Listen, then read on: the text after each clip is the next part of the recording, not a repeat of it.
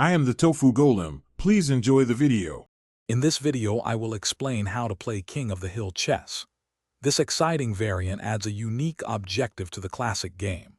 Your primary goal is to maneuver your king into one of the four central squares, d4, e4, d5, or e5.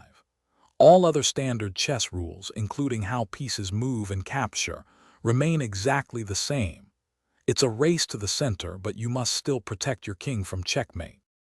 To win King of the Hill, your king must successfully occupy one of the four designated central squares.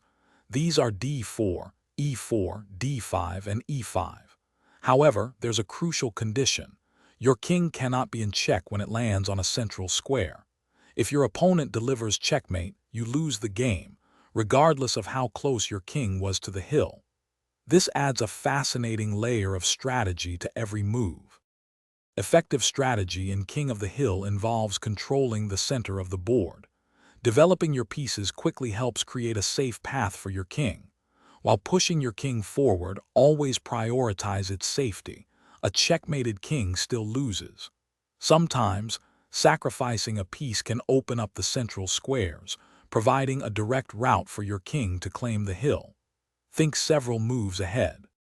A common mistake is to rush your king to the center without adequate support, leaving it vulnerable to attack.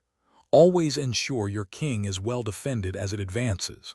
Neglecting your other pieces can also be detrimental, as they are essential for both offense and defense. Remember, the game is still chess, so fundamental principles apply.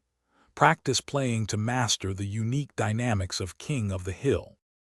Thanks for watching. Consider subscribing if we helped you today.